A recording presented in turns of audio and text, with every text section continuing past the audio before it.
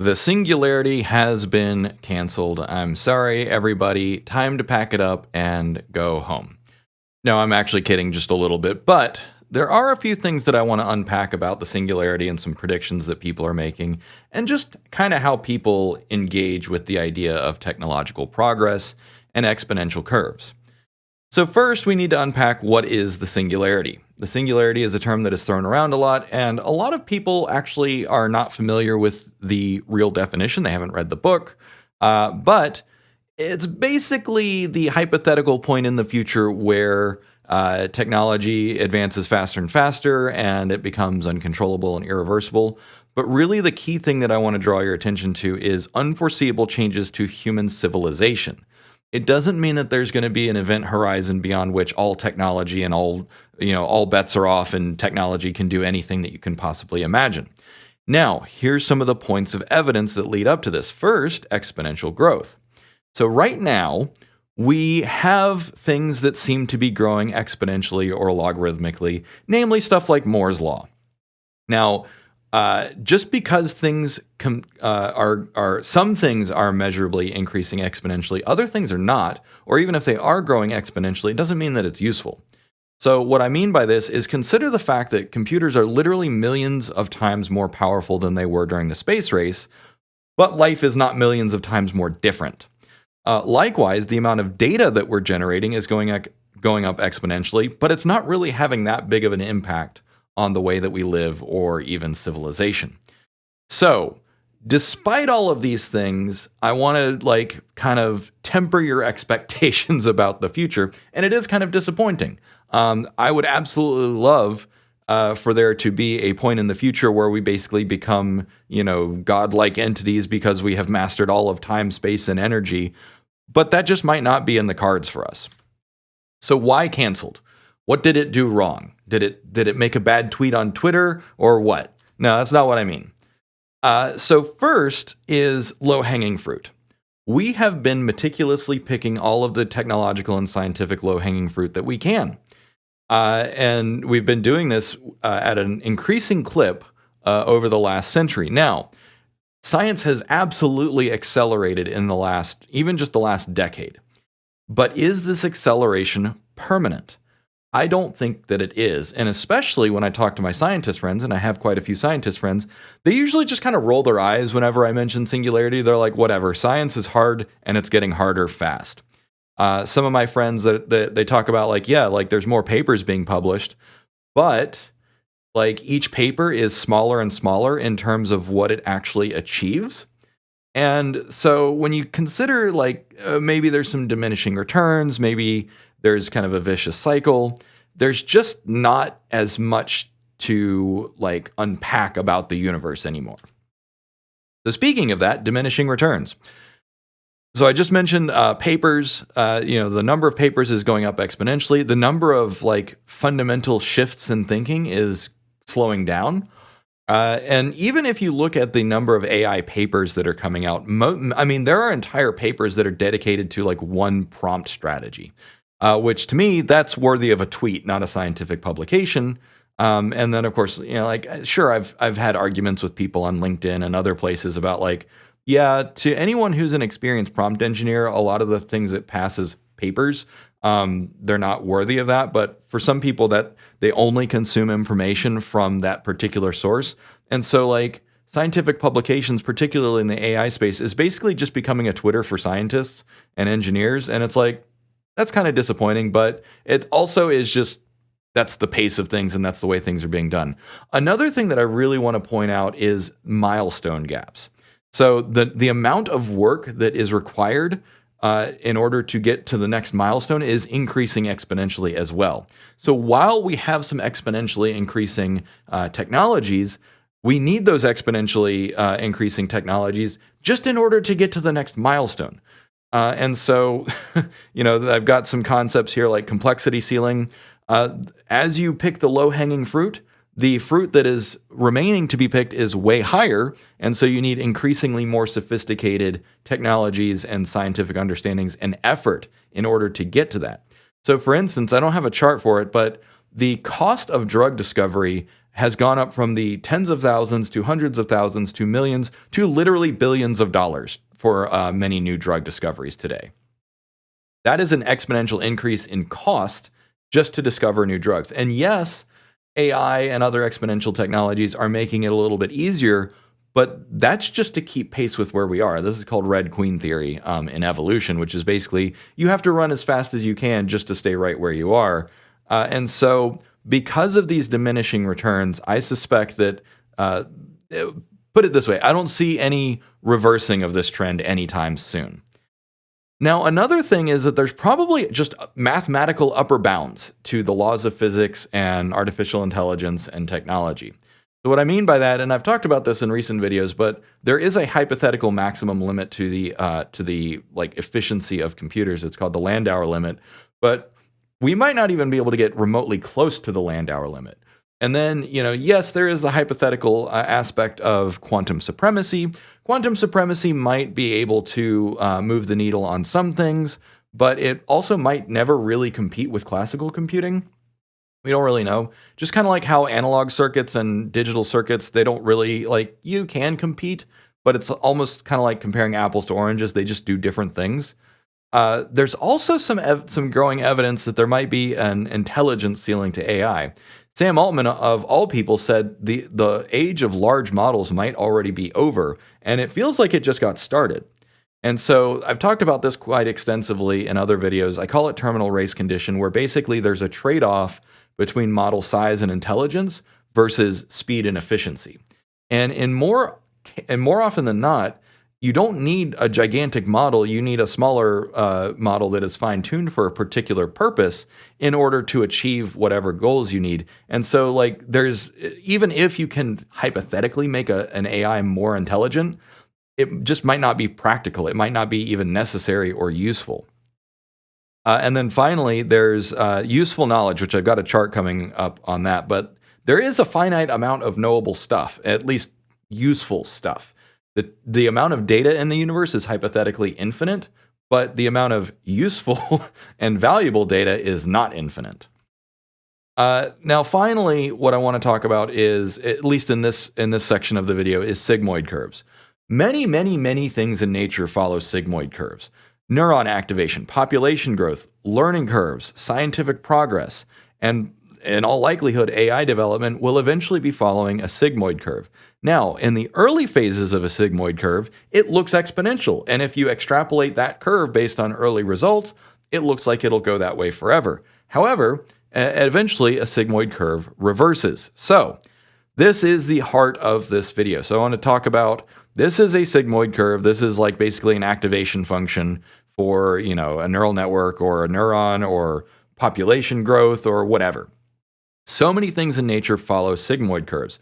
The question is, where are we on this sigmoid curve? We might be right in the middle. We might also be near the end of the curve, particularly when you look at the basic sciences. And I'm not saying we're super close to discovering everything. What I'm saying is that in order to get to that maximum part where we have that plateau of where we've mastered all of basic sciences, it's going to get exponentially more difficult and expensive to get there. And we're already seeing this in many sciences. But, it might feel like we're still at the beginning of the curve. But the problem with sigmoid curves is that if you're in the middle third, you kind of don't know how far along you are, because the slope of the curve is not very different from one point to the next. And so we're not really sure how far along we are. And it might be impossible to predict how far, because if we are in the bottom third still, if we're down here, then it's okay, well, Dave, you're completely wrong. And even just when we get to the midpoint, that'll feel like the singularity, let alone when we get near the end. But personally, when you look at the rate of change in terms of the way that society has changed, society has already slowed down drastically. Like I mentioned at the beginning of the video, we have spaceflight. We have, infinitely more powerful computers than we used to. We have AlphaFold 2. We've got DeepMind. We've got all these things, and we've got just this exponentially increasing amount of technology and science and understanding. But society hasn't really changed in 10 years or 20 years or 30 years. You watch videos of like, what happened in the 90s, and it's like we more or less live the same way. And so I'm not convinced that the singularity, even the formal definition of the singularity, where human civilization becomes unrecognizable, I'm not even convinced that's going to happen. Now, with that being said, there are these what I call these epochal thresholds, where basically, like, okay, yes, for many hundreds of thousands of years, humans basically lived as hunter gatherers, and then we started to take off, and we got the Iron Age and the Bronze Age, which global phenomenon, and then we got to the Age of Steel and Steam, and then we got to the Industrial Revolution. And so, like, yes, humanity has gone through many epochal changes, has crossed many of these thresholds. We might be in the midst of the last threshold. There might be one or two more thresholds. We don't know. But I'm not really convinced that it's going to be like that drastically different. Because even when in like 1900 someone said, humans have already invented 90% of everything that is inventable, we still live relatively similar to how we did at the turn of the century. We go to jobs, we have factories, we have machines, we have a few niftier like machines, like we've got iPhones now, but that hasn't really fundamentally changed how we live. Okay, so this is a graphic that I've had in my head for a while, and basically, like all data in the universe is superset. So, like if you think about the universe as an information model, there is technically an infinite amount of possible information and data in the universe. However, a much smaller subset of that is all useful knowledge. So there's raw data, there's information, and then there's knowledge, and then there's wisdom. If you want to think about it like that. The amount of information that is actually classifiable as useful knowledge is far smaller than the amount of actual data in the universe. And then, of course, all human knowledge is a subset of useful knowledge. But eventually, we will get to the point where we have captured all useful knowledge. Yes, like I said, there's an infinite amount of information and data in the universe, but a lot of that is just noise. And so the signal to noise ratio is another thing that I think is following a sigmoid curve, and it's kind of already tapering off. It's not like, sure, we understand subatomic particles and gravitons and Higgs bosons, and there's all kinds of tiny fundamental things. And maybe I'm wrong. We still haven't fully untangled dark matter and dark energy, and so maybe there are entire domains of science that are just like out there in the ether that are completely unknown. But at the same time, I kind of get the sense that even if it is out there, it's part of that. It's the milestones are exponentially getting further and further apart. So I don't really see us conquering all that necessarily, like in the foreseeable future. And even if we do, is it going to change human society? Okay, so I've rained on everyone's parade. What are the implications? So the first and biggest question is, where is the plateau? If indeed scientific and technological progress is following a sigmoid curve, which I believe there is plenty of evidence that it is, where is the plateau? Where is it going to taper off, and where are we going to end up? So again, like I said, finite amount of knowledge, useful knowledge in the universe. There's also this kind of diminishing returns or vicious cycle where, yes, every time we make progress, it's great, but also the complexity goes up in lockstep with that. And so it's like, okay, that's what I mean by like every threshold gets further and further apart. Now, this is one thing that I really take issue with, is the idea that there is some kind of predictability horizon or event horizon beyond which all bets are off and everything changes, and suddenly, life becomes fundamentally unrecognizable, and human civilization changes forever, and we all live as goldfish and spice tanks or whatever. I don't know. But I don't really see any evidence of that. And like I said, I'm like one of the kinds of people that like, I would love to have warp drive. I would love to have like all kinds of stuff that just might not be possible. I remember I had a conversation with a friend of mine many years ago, good scientist, and I was talking about like, when are we going to get faster than light travel? And he was like, it might just not be possible. And I'll address that closer to the end of the video. But it was like, that really stuck with me. He's like, we need to accept the possibility that there are just things that, yes, we can imagine them as happening, but they're just not going to happen. Jump gates might not be possible. Warp drive might not be possible. Hyperdrive, whatever you want to call it. These things, like, we can imagine them, sure, but they might forever be within the realm of fantasy. All right, so I already mentioned epochal thresholds. Typically, we record epochal thresholds as industrial revolutions. The Renaissance was another big one. The Stone Age transition to the Bronze Age and the Iron Age. Those could be viewed as epochal thresholds. The invention of sail in order to circumnavigate the world. These kinds of things. The biggest question to me is, are we in the last one? Is the Fourth Industrial Revolution the last epochal threshold? Obviously, I'm not going to be so short-sighted as to say, we have invented everything that is possible to be invented. I remember when I read that quotation, probably I was 10 or 11 when I read that, and I'm like, wow, that dude was an idiot. So I'm not going to fall into that trap and say we've invented everything that it is possible to invent. No. What I am saying, though, is that even with accelerating technology and science, the way that we live is not changing at an accelerated rate. If anything, the way that we live is changing at a slower rate. So yes, can things get better? Absolutely. Can things still change? Yes, absolutely. Can we become a multiplanetary species? I don't see why not, but I'm not saying that it's going to be easy. And I think that this is one of the fantasies that people have, is that with more and more technological breakthroughs, things are just going to get exponentially easier. I do think that some things will get easier. Obviously, we would rather live today with our technology that we have today than we would like to live 200 years ago. Because why? There's a lot of things that are way easier today, but that doesn't mean that life is overall very easy. And again, the event horizon is basically whenever people talk about singularity and whenever I think about singularity, it's like, I don't really see this happening. If you want to talk about a point of no return, I think we crossed that a long time ago. And we crossed that, and it was inevitable, not by virtue of the technology or the science, but just because the planet is so huge and there's billions of us. And you can no more stop research happening in China or Russia or Africa or America or Europe than you can stop the Earth from spinning. Why? Because it's impossible to coordinate 8 billion humans. Granted, we didn't have 8 billion humans in 1950. We had 3 billion. But the point is that there is an inexorable process of human progress and learning and everything that you just can't stop it. So if you want to talk about a point of no return, we crossed that a long time ago. It's slow. It's been a slow buildup.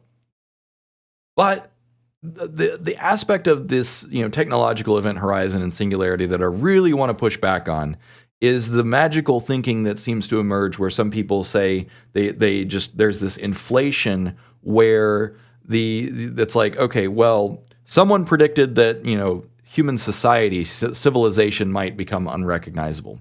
First, I don't see any evidence of that. And second, that is often inflated or conflated with, we'll shatter all the laws of physics and anything you can imagine will be possible.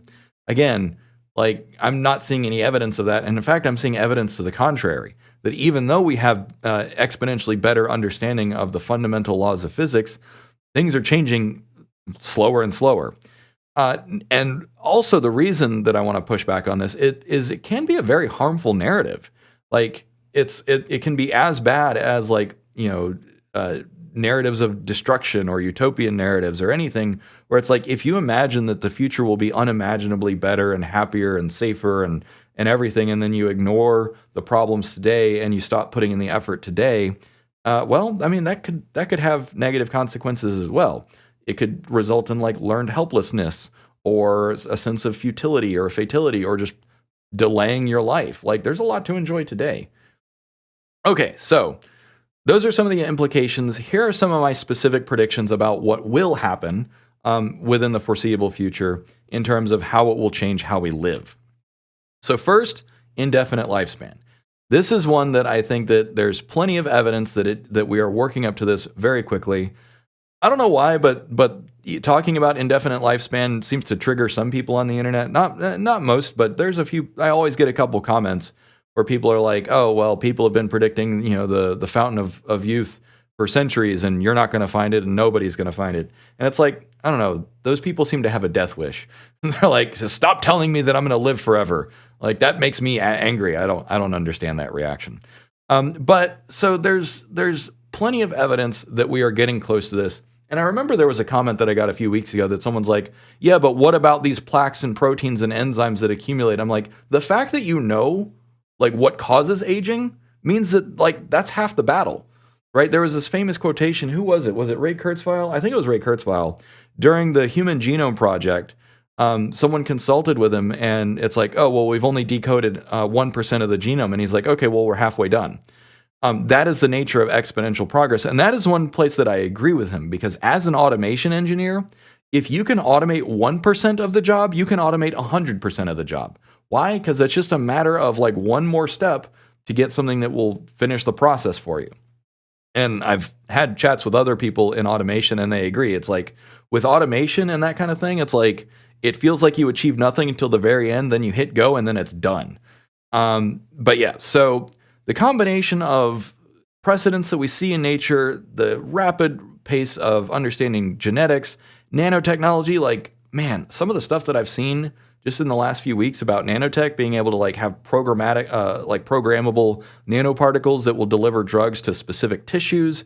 Honestly, I don't see any reason, any physical reason that we could not, within a reasonable time frame, relatively soon, overcome all of the causes of aging and death, at least all the known ones. Obviously, it's entirely possible that the longer you live, the more likelihood there will be, for accidents or unpredictable diseases. For instance, 100 years ago, there was probably a lot less understanding of things like Alzheimer's and stuff, just because people didn't live long enough to have those diseases. But I do suspect that indefinite lifespan is coming relatively soon, and this might very well be the biggest single impact to the way that we live. It's going to change the way that we relate to ourselves, to each other, to politics, to economics, to power. It's going to change the way that we do family planning. It's going to change the way that we engage with life and fun and leisure and all that kind of stuff. So this, I think, is going to be the biggest, like, most fundamental shift in society. Cybernetic integration. I did do a recent video about Neuralink. I think that Neuralink, as it is very immature, and I don't mean like childish. I just mean it's an immature technology. That being said, there is a lot of other research being done with cybernetic implants of all different kinds, not just brain-computer interfaces. There are rejuvenation things such as like bioengineered, like semi-living implants that can cure type 1 diabetes. I just saw that the other day. That's really cool. There's also the possibility of like, there's another implant that I was watching a video about that it can regrow your liver. So it's like, okay, cool. So we have lots and lots of implants and cybernetic integration coming down the pipeline. So most of these are focused on disease and injury. So there's some electrical implants that looks like they can cause your spine to regrow if you've broken your spine and you've been paralyzed. That's really cool. But there's a really big difference between repairing damage and enhancements with new capabilities. And there's also possibly or likely limitations to the level of integration. Now, in fictional places like cyberpunk, there's this disease called cyberpsychosis, where basically if you have too many implants, you start to go crazy. In Ghost in the Shell, there is a cyberbrain sclerosis, which is basically like your immune system and inflammation responses to implants basically cause your brain to harden and you lose your ability to think. Really horrible possible diseases that could emerge. Like, we could create new diseases with cybernetics. So we need to be careful with that.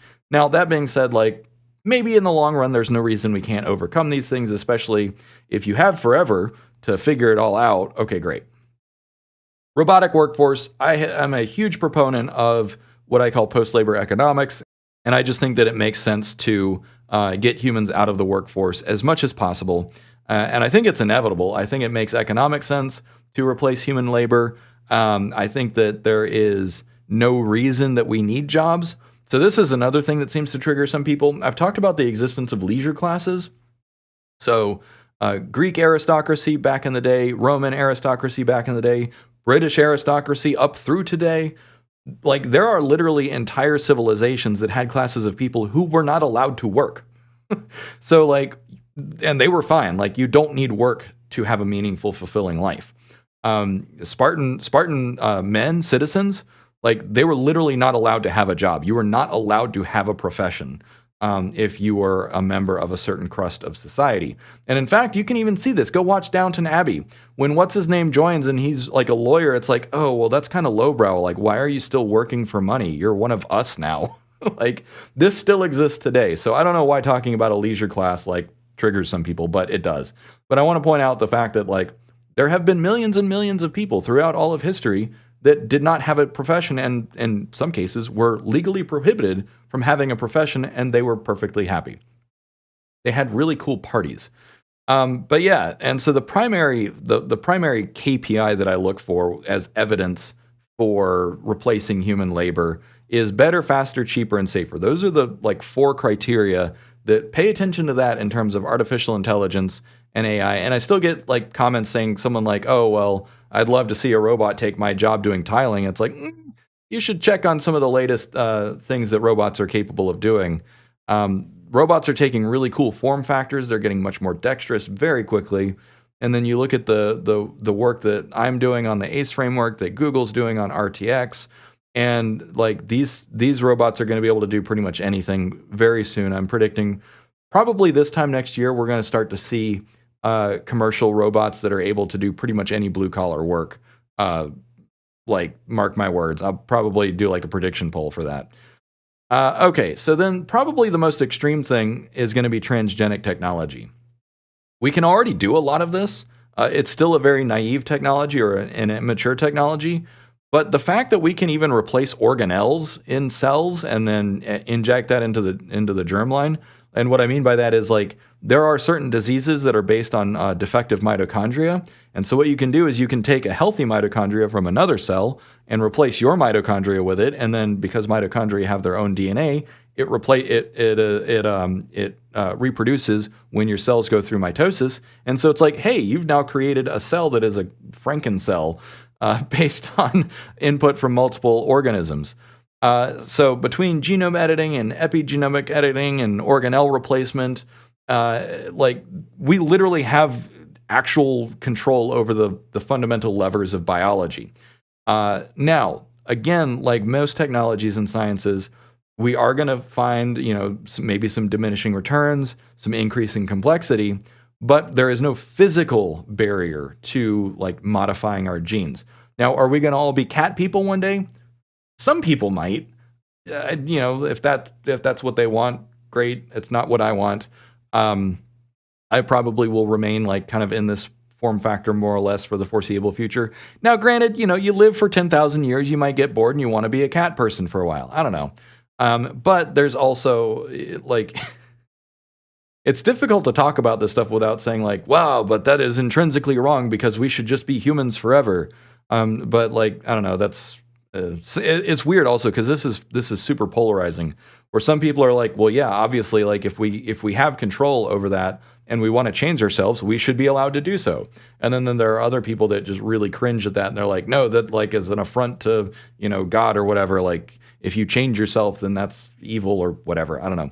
I remember like, so here's the story that I'm thinking of. I remember my stepbrother wanted to have jaw surgery to cure his overbite, and his religious family like got really bent out of shape because it's like, well, God gave you that jaw, and now your desire to go through cosmetic surgery is an affront to God. And it's like, okay, well, I mean that's them, but people have an impulse to control each other. Anyways, I'm getting lost in a rabbit hole. Okay, so I did promise that I would address this. So we're winding down the video. What about aliens? So there have been some recent disclosures, and it's really difficult to think about, like, okay, if any of the testimony that has been given to Congress, which for some background was his name, David Grush, and a few others have testified that, like, yes, we have recovered non-human biological entities, we have recovered extraterrestrial craft, we have documented evidence of these craft that are able to do things that we cannot physically explain, mostly pertaining to acceleration and deceleration. So it's like, okay, well, how do they accelerate and decelerate that fast? So what is the scientific implication of this? And one thing I want to say is like, okay, yes, some of these things seem to be magical, but just because you have a craft that defies the laws of physics as we know it doesn't mean that it is magic, or that also doesn't immediately translate to, well, because that's possible, everything else is possible. And so I want to leave you with a quote. Any sufficiently advanced technology is indistinguishable from magic. This was Arthur C. Clarke. He called it his third law or whatever, I guess. But here's an example that I want to leave you with. Think of your cell phone, your smartphone. If you were to tell someone or show someone in the 1500s what a cell phone was and what it could do, and the fact that you could literally call someone instantaneously on the other side of the planet, you would have been burned at the stake as a witch, because that technological capacity was just not within the realm of consciousness until this last century. Now, obviously, I guess the telegraph is over a century old, and people started realizing that you could communicate vast different distances instantaneously. So maybe a century ago, you wouldn't have been burned at the stake. But certainly 5 centuries ago, if you would have said, oh yeah, here's a magical device that has no physical connections to anything else, and I can talk to someone on the other side of the planet, you could even talk to people in space if you wanted to, they would have literally burned you at the stake, because that is some devilry witchcraft stuff. Now, to a mind 500 years ago, your iPhone would have appeared to be pure magic, but today we understand that it has very mundane explanations of electrical circuits and radio signals, and once you have radio signals and integrated circuits, the rest is pretty much a given. But if you, there was a few comments on recent videos like, just imagine trying to explain language models to someone 20 years ago, and they would have been like, what? I don't get it.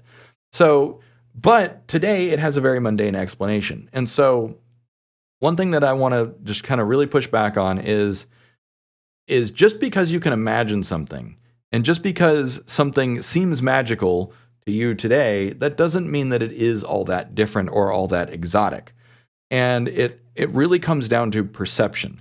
And so, yes, well, Dave, you're saying, yeah, okay, so let me just unpack this.